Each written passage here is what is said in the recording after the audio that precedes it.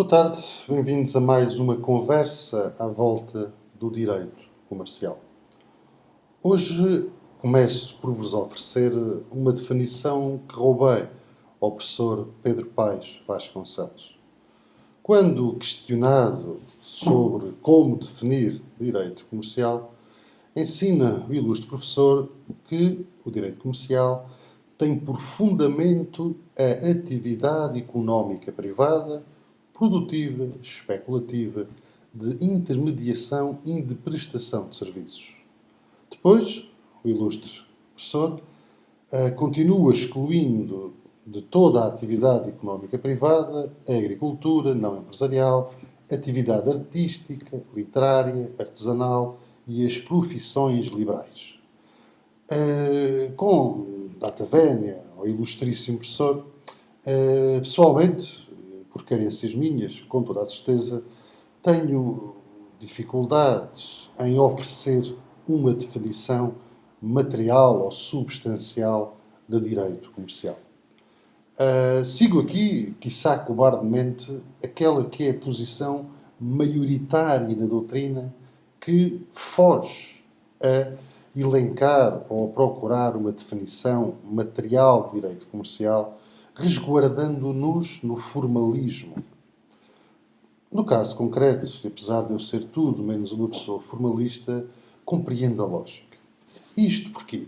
Porque quando se abre o Código Comercial, e salvo erro, nestas nossas conversas, estamos agora a inaugurá-lo, ensina o artigo 2º do Código Comercial que são atos de comércio todos aqueles que se acharem especialmente regulados neste Código e, além deles, todos os contratos e obrigações dos comerciantes que não forem de natureza exclusivamente civil, se o contrário do próprio ato não resultar.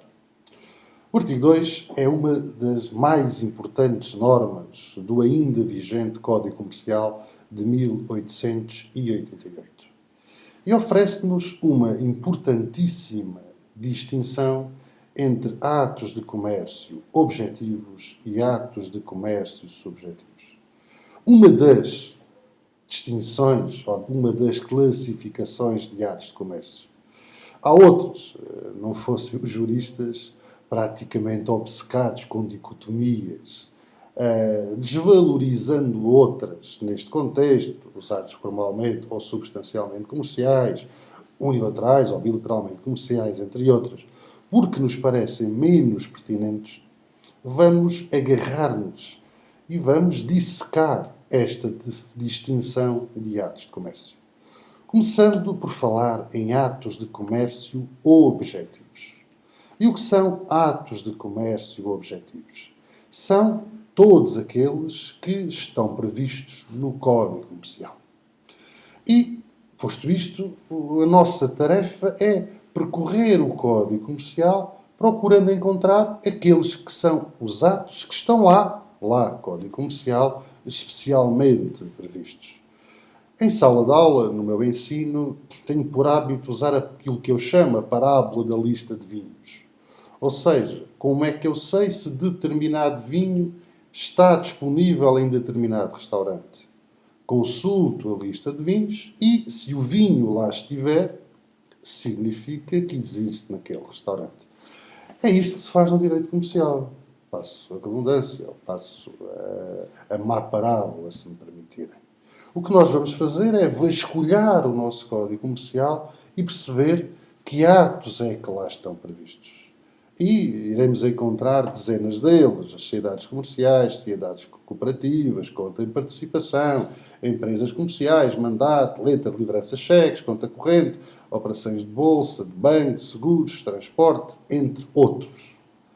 Mas vamos nos aproximar daquela que é, quiçá, a mais importante norma qualificadora do Código Comercial. O artigo 230. O artigo 230 qualifica determinadas atividades como comerciais. É esta a sua razão de ser. E é profundamente importante. Porque se atividades de comércio são aquelas que estão previstas no Código Comercial, então temos que procurar ao Código Comercial quais são estas atividades que estão lá e especialmente reguladas.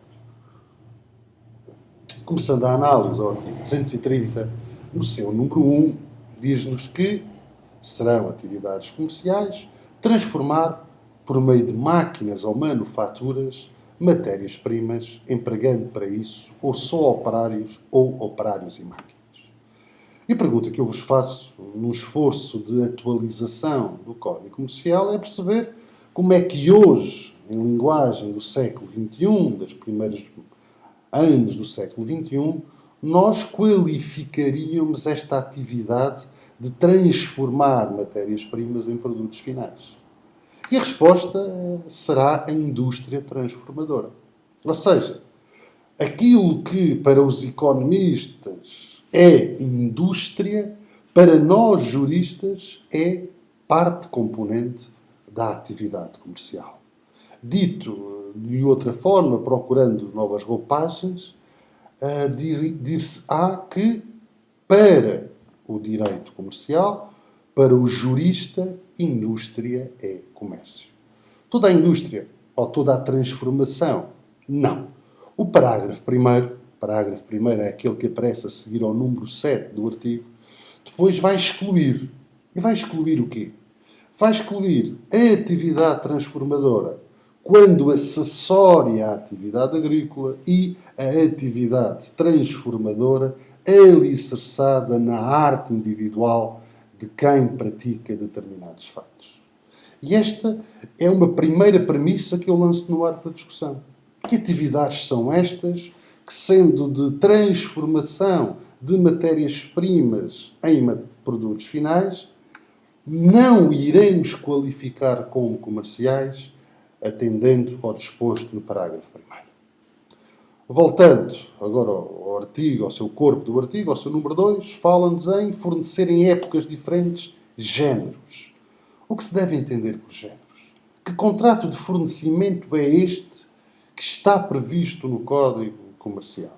Será que hoje podemos dar ao artigo 230, número 2, a mesma leitura originária de 1888? Ou é necessário um esforço de atualização, uma hermenêutica atualizadora do artigo, para incluir nele todo o leque, e é um leque imenso, de novas atividades comerciais que surgiram nos últimos 140 anos. E a fazê-lo e a atualizar o artigo como? Será que é lícito recorrer à analogia, seja legis ou iuris? Ou apenas nos está disponível recorrer à interpretação extensiva? São estas as questões que o meu bom discente fica desde já convidado a investigar. No seu número 3 fala no agenciamento de negócios por conta de outrem. E o que é isto? O que é agenciar negócios por conta de outrem? Parece que é atividade mediadora. Parece que falamos aqui dos intermediários. E quem são os intermediários? Que atividades é que o meu bom aluno conhece que são subsumíveis ao 230, número 3? No caso número 4, mais simples a sua análise, tem a ver com a exploração de espetáculos públicos. Não vos pergunto neste contexto, porque a resposta é axiológica, o que será um espetáculo público. Mas é importante termos presentes a noção de exploração, perceber o que é que se entende quando se fala em exploração. Depois, quando baixamos para o 230, no seu número 5, fala-nos em editar, publicar ou vender obras científicas, literárias ou artísticas. É o contrato de edição. É talvez do artigo 230 aquele que nos levanta menos questões. No 230, número 6, construção de casas. E a pergunta para a qual se exige uma resposta é: o que é que são casas hoje, no século XXI? Será que só é subsumível ao texto do artigo 230, número 6, a construção de imóveis para a habitação? Ou também aqui se exige um esforço hermenêutico, alargando a noção de casas a algo maior? Finalmente, no final do artigo 230, no seu número 7, fala-nos de transporte regular e permanente. Ou seja, o transporte que não é ocasional, que não é pontual, mas transporte terrestre e transporte marítimo. Por que não transporte aéreo? Será que Veiga Beirão quis excluir o transporte aéreo do leque das atividades comerciais? Ou haverá outras razões por trás do facto de o artigo ser omisso na consideração do transporte aéreo? São estas as premissas que vamos desenvolver na nossa próxima conversa. A todos, bom estudo.